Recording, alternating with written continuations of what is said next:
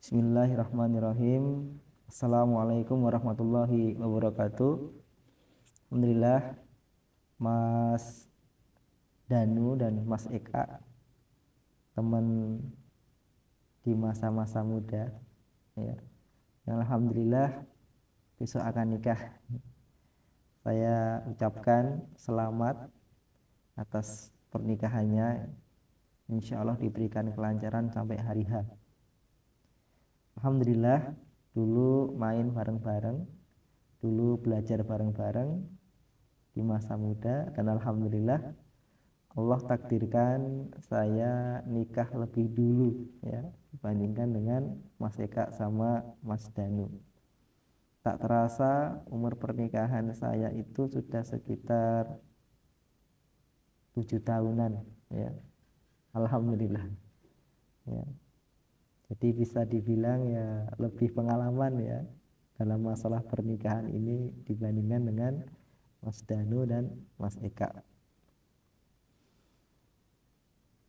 Ada beberapa nasihat Mas yang saya tangkap dari khutbah nikah yang dulu waktu saya akad nikah. Yang nasihat ini saya pakai ya ketika kita menjalani rumah tangga, sehingga alhamdulillah selama 7 tahun ini meskipun banyak ujian diberikan kelancaran, sampai sekarang sudah beranak 2, ya. Satu namanya Abdurrahman Hamka, yang kedua namanya Muhammad Hashim. Nah, ini saya izin sharing, ya, menge-share beberapa nasihat dari Ustadz yang dulu mengisi di khutbah nikah saya, dan saya coba rangkum beberapa yang saya pahami dan saya terapkan dalam kehidupan pernikahan saya. Semoga bermanfaat juga untuk Mas Danu dan Mas Eka yang insya Allah akan menikah.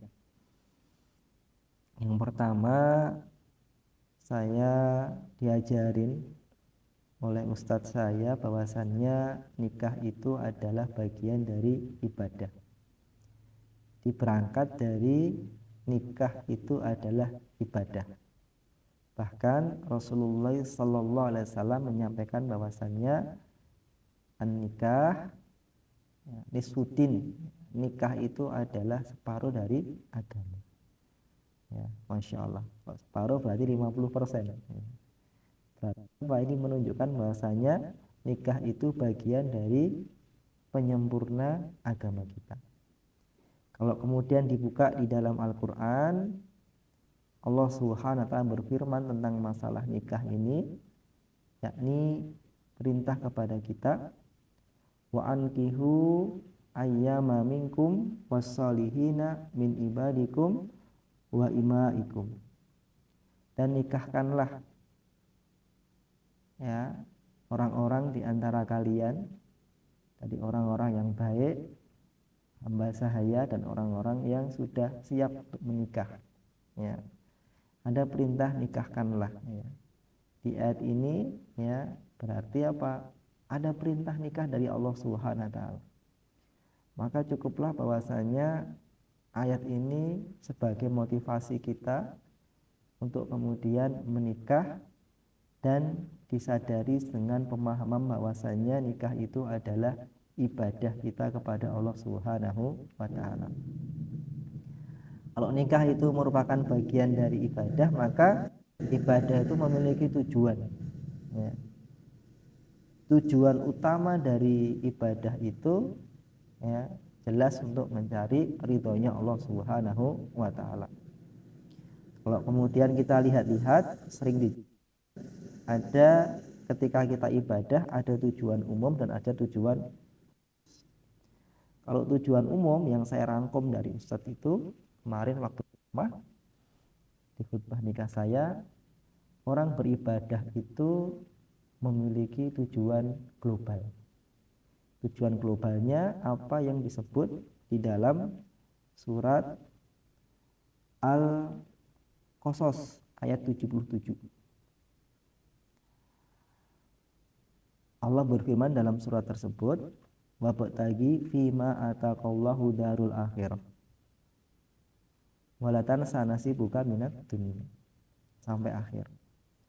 Yang kalau kita tangkap maksudnya adalah ibadah itu tujuannya yang pertama adalah mengingatkan kepada kita untuk mengejar atau mencari luasnya negeri akhirat yang Allah siapkan untuk kita. Sana ada surga, ada nikmat-nikmatnya yang Masya Allah Allah itu ciptakan itu semua untuk kita besok ketika kita kembali ke alam akhirat. Yang kedua, tujuan ibadah adalah walatan sanasi bukah minat dunia. Dengan ibadah kita disadarkan bahwasanya apa? Di dunia ini kita memiliki amanah-amanah dalam kehidupan. Amanah-amanah dalam kehidupan ini banyak sekali. Dan kita diminta untuk tidak melupakan amanah kehidupan kita di dunia. Kemudian tujuan yang ketiga adalah jangan dengan ibadah tersebut kita harapkan tidak berbuat banyak kerusakan di muka bumi. Ya. Kadang ini kita nggak sadar, ya kita ini kadang-kadang hidup dengan cara merusak, entah merusak diri, merusak keluarga, merusak lingkungan, merusak masyarakat, dan lain sebagainya. Maka ibadah itu ditujukan agar kita tidak merusak apa yang telah Allah titipkan kepada diri kita. Nah, tiga itu adalah tujuan besar dari orang beribadah. Adapun kalau kemudian dihubungkan dengan tujuan-tujuan khusus, maka kita akan dapatkan contohnya. Apa tujuan ibadah sholat? Maka kita bisa lihat ayatnya. Asta'inu bisabri wassholah. Tujuan dari ibadah sholat adalah untuk kemudian mendapatkan pertolongan Allah Subhanahu wa taala. Sebagaimana firman-Nya tadi, minta tolonglah kalian dengan sabar dan sholat. Maka barang siapa yang dia mengerjakan sholat, berarti dia lebih dekat dengan pertolongan Allah Subhanahu wa taala. Dan barang siapa yang dia ingin ditolong oleh Allah Subhanahu wa taala, maka hendaklah dia mendekat kepada Allah dengan sholat. Ya. Dan Allah berikan isyarat ini tentang sholat, yakni ketika Allah memerintahkan kepada kita wasjud waqtarib, dan bersujudlah dan mendekatlah kepada Allah Subhanahu wa taala. Kenapa kata sujud dan dekat dibarengkan dalam ayat ini? Karena sesungguhnya kondisi terdekat seorang hamba kepada Allah adalah ketika sujud dalam sholat. Nah, tujuan khususnya orang sholat adalah pertolongan Allah. Kalau kemudian beribadah, tujuan khusus beribadah sedekah. Sedekah tujuan khususnya apa? Tujuan khususnya sedekah ya menyuburkan harta-harta kita. Ada ungkapan lembaga ya zakat, infak, sedekah. Ketiganya itu semua ya bisa menyuburkan harta kita, membuat harta kita berkah, membuat harta kita lebih banyak manfaatnya dan keberkahannya kita. Ayatnya apa? Yamhaqullahu riba wa yuti shadaqah. Allah Subhanahu wa taala akan menghancurkan riba ya. Dan Allah akan menyuburkan sedekah. Jadi tujuan ibadah sedekah adalah suburnya harta kita. Ya. Kalau kemudian membaca Quran apa tujuannya? Tujuan membaca Quran adalah menambah iman. Kama qala ta'ala wa idza tuliyat ayatihi zadatuhum imana. Ketika dibacakan Al-Qur'an maka bertambah iman. Kalau sering baca Al-Qur'an tambah iman. Itu tujuan khusus yang berhubungan dengan ibadah harta. Nah, sekarang apa tujuan pernikaah itu? Ya, ingat, jangan sampai lupa. Di dalam Al-Qur'an Allah sebutkan tentang tujuan pernikahan itu ya. Bagaimana yang sering kita dengar di khutbah-khutbah bahwasanya Allah berfirman wa min ayatihi an khalaqalakum min anfusikum azwaja litaskunu ilaiha wa ja'ala bainakum mawaddatan wa rahmah. Merupakan bagian dari ayat Allah Subhanahu wa taala yakni menciptakan untuk kalian pasangan kalian dari jenis kalian sendiri. Masya Allah, nikmat Allah. Ya. Untuk apa pernikahan tadi? litaskunu ilaiha, untuk membuat kalian merasa tenang, ya, mawaddatan warahmah, dan membuat kalian saling mencintai, dan membuat kalian saling merahmati atau saling mengasihi, kasih sayang.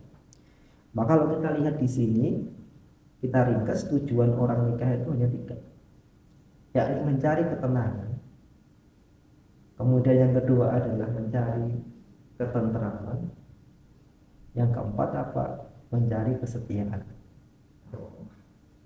Ya, sakinah, mawaddah, warahmah. Ini kudu diingat-ingat terus. Tujuan pernikahan yang pertama as-sakinah. Sakinah apa artinya? Artinya adalah dari kata sakana yaskun, tenang. Rumah itu kalau ada pondasinya itu lebih tenang, nggak bisa digeser ke sana ke sini. Maka orang nikah itu yang pertama membuat kita tenang. Ya. Kenapa? Karena udah punya patokan, udah punya gondelan. Dulu kalau belum nikah pikiran kemana-mana, kalau udah nikah tenang. Maka ketika sudah nikah, jadikanlah rumah tangga yang kita bangun ini merupakan pondasi dari semua amalan kita. Kemanapun kita pergi, kemanapun kita mencari nafkah, maka jangan lupakan kita punya pondasi, kita punya rumah tangga yang sedang kita bangun. Itu makna as-sakinah. Ya, tempat kita menenangkan diri kita, tempat kita menenangkan diri kita. Tujuan yang kedua adalah cinta, mawaddah. Ya. Kita berharap dalam pernikahan kita itu ada rasa saling mencintai. Kita mencintai istri kita mencintai diri kita. Dan ini dibangun rasa cinta itu, ya, dengan beberapa hal yang mendukung rasa cinta. Akhlak yang baik, pemenuhi hak dan kewajiban, dan lain sebagainya. Yang ketiga, ada namanya apa? Rahmah, kasih sayang. Ya. Rahmah adalah apa? Kasih sayang yang kita berikan kepada pasangan kita, dan kita dapatkan pula pada pasangan kita ketika kita sudah kemudian tenang, sudah kemudian cinta, lalu kemudian kita berkasih sayang. Karena apa? Karena kita mensyukuri nikmat dari Allah Subhanahu wa taala atas apa yang telah diberikan pasangan kita. Ya, seperti itu. Sehingga kalau kemudian nyambung ini, tenang, kemudian tentram, kemudian katrem, ya. Sakinah, mawaddah, warahmah, ini tujuan. Dan ini yang akan terus dibangun sampai kapanpun. Saya sendiri baru berusaha membangun sekitar 7 tahun, ya. Dan alhamdulillah sekarang masih terus berproses agar makin sakinah, makin mawaddah, dan makin warahmah. Nanti silakan dengan berdua, Mas Eka dan Mas Danu, dimulai membangun tadi. Tapi ingat, karena ini adalah ibadah dari Allah Subhanahu wa taala, maka di dalamnya pasti ada ujian. Ibadah itu pahalanya besar. Semakin besar pahalanya, semakin besar pula ujiannya. Nah, terkait dengan ujian, Allah sampaikan secara langsung. Walanabluwannakum bisyai'im minal khaufi wal ju'i wa naqsin minal amwali was samarat. Ya. Saya akan menguji kalian, ya. Dengan apa ujiannya? Yang pertama adalah ketakutan, kekurangan harta, kelaparan, dan meninggal orang-orang sekitar kita, dan kemudian kekurangan buah-buahan. Selama saya berumah tangga, ujian-ujian itu ada dalam rumah tangga itu. Yang pertama mungkin ujiannya apa? Kita diuji dengan rasa khawatir. Nanti gimana setelah nikah? Nanti gimana kalau punya anak? Tinggalnya di mana? Bagaimana hidupnya? Ya, kita dibikin khawatir oleh pikiran-pikiran kita, oleh setan-setan yang mungkin menyertai kita. Ya, itu ujian. Ya. Sehingga kalau pada nikah kok khawatir, ingat itu ujian orang beribadah. Kemudian ujian berikutnya yang saya rasakan apa? Kadang kita dibikin takut terkait dengan lapar. Golek luwe piye? Golek nafkah bagaimana? Nafkahnya dari mana? Padahal saya bukan PNS. padahal saya bukan pegawai dan lain sebagainya. Mungkin kepikiran seperti itu ada, dan itu ujian, ya, itu ujian dari Allah Subhanahu wa taala, diuji dengan rasa lapar. Kemudian juga diuji kenapa sedikitnya hati, kadang golek nafkah, kadang cukup, kadang nggak cukup, ya, kadang itu apa ternyata lebih banyak, ya. Nah, uji Allah Subhanahu wa taala. Ya. Kemudian juga kadang-kadang kita diuji dengan apa? Meninggalnya ya beberapa orang di ya. Itu juga ujian dari Allah Subhanahu wa taala. Dan semua ujian tadi, Mas, ya, pasti akan ada, bentuknya beda-beda, pasti akan ada pada pernikahan kita. Yang perlu diingat adalah ketika kita diuji oleh Allah Subhanahu wa taala, Allah berikan clue. Apa? Berikanlah kabar gembira kepada orang-orang yang sabar ketika diberikan ujian. Maka lanjutan dari ayat tadi apa? Ya, ini idza asabathum musibah qalu inna lillahi wa inna ilaihi raji'un. Ya, ketika mendapatkan musibah maka segera mengucapkan inna lillahi wa inna ilaihi raji'un. Kembalikan kepada Allah Subhanahu wa taala, tawakal kepada Allah Subhanahu wa taala, minta tolong kepada Allah Subhanahu wa taala. Insyaallah ujian-ujian tadi ya merupakan cara Allah untuk menaikkan derajat kita dan istri kita dan keluarga kita ya di dunia wal akhirah. Insyaallah nanti kalau kita tawakal kepada Allah ya, mendekat kepada Allah, Allah akan memberikan kita petunjuk. Ya, ulaika humul muhtadun. Kini lo jalan ini metune, kini lo solusinya, kini lo caranya. Ya. Ini saya rasakan. Kadang kita dalam keluarga banyak masalah, ketika kita banyak masalah kita kembalikan kepada Allah, dan saat itu juga kita kemudian mendapatkan jalan-jalan yang sebelumnya belum pernah kepikiran sama sekali. Ini bagian dari rahasia Allah Subhanahu wa taala.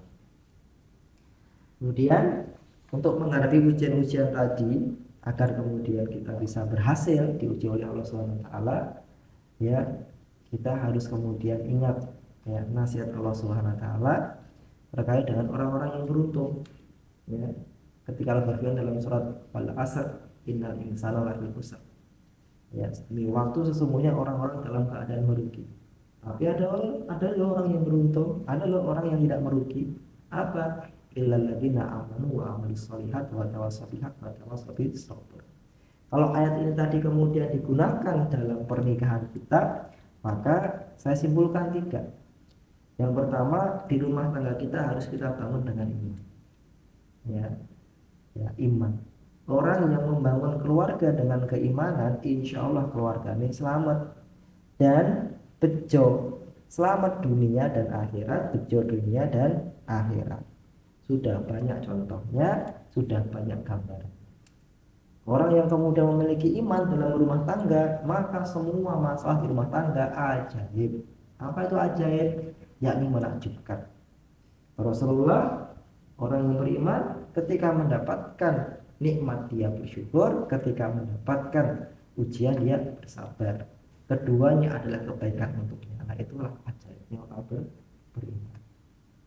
Orang sama-sama mendapatkan ujian, satu beriman itu enggak, bedanya apa? Nek wong beriman dapat ujian itu untuk pahala. Tapi nek orang bukan beriman dapat ujian, ya pahalanya bukan dapat. Yang kedua, Mas, dari ayat tadi yang kita simpulkan apa? Syukur. Wa amilus sholihat, beramal soleh.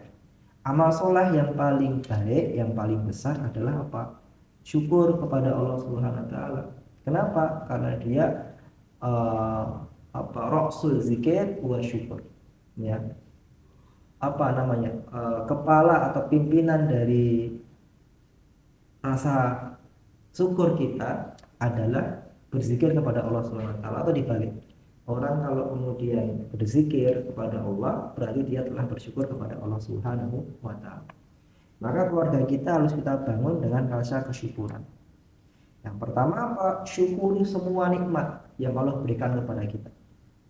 Yang kedua, syukuri keluarga kita. Apapun kondisinya kita syukuri. Ya.